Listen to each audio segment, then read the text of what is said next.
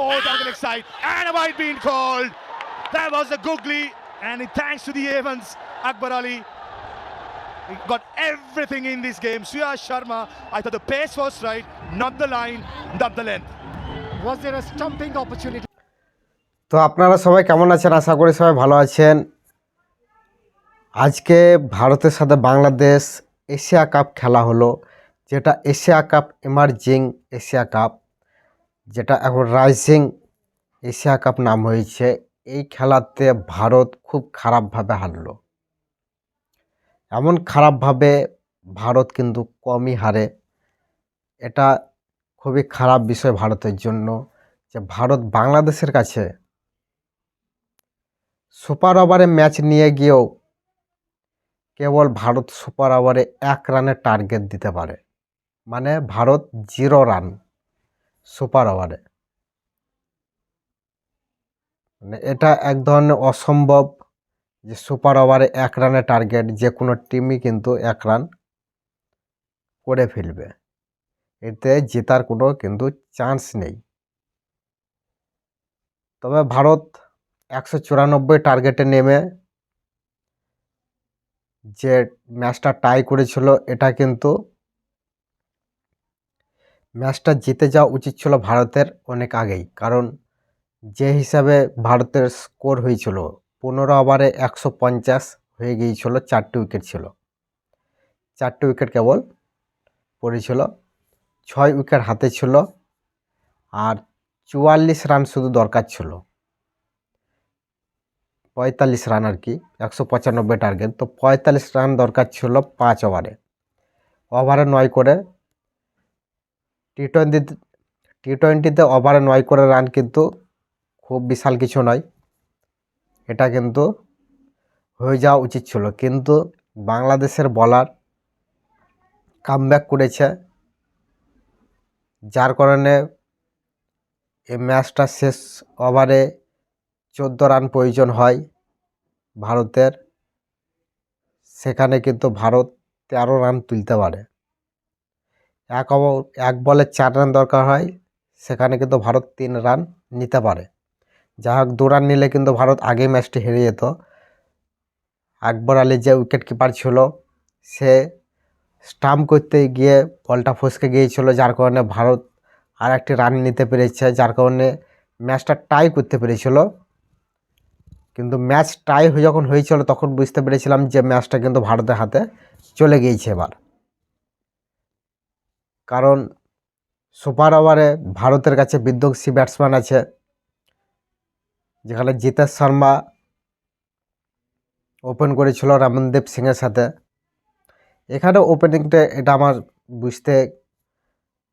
বুঝতে পারছি না আর কি, যে রমনদীপ সিং আর জিতেশ শর্মা, যেখানে বৈভব সূর্যবংশী, আশুতোষ শর্মা, এরা তো দুটো তাবত্তর ছিল, এসে 4-6 মারা।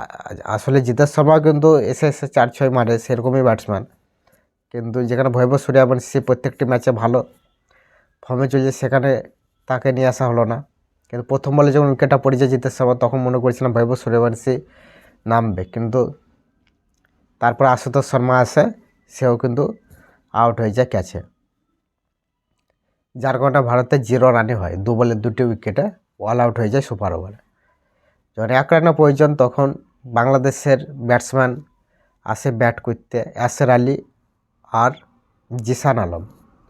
ইয়াসের আলী মনে করেছিল প্রথমে নেমেই আমি 6 মেরে ভারতকে হারিয়ে দেবো, কারণ 1 রানের টার্গেট সিঙ্গেল নিয়ে নিলে কিন্তু জিতে যায়। কিন্তু ইয়াসের আলীর টার্গেট ছিল আমি 6 মেরে ম্যাচটি জেতাম।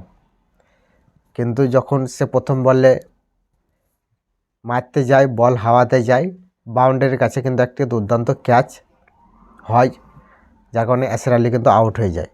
রমনদীপ সিং সেটা যে ক্যাচটা নিয়েছিল, দুর্দান্ত একটি ক্যাচ, তখন মনে করেছিলাম যে আবার হয়তো ভারতে কামব্যাক হয়েছে, আর এক বলে যদি আরেকটু উইকেট নিলে তো আবার কিন্তু ম্যাচ টাই হয়ে যাবে।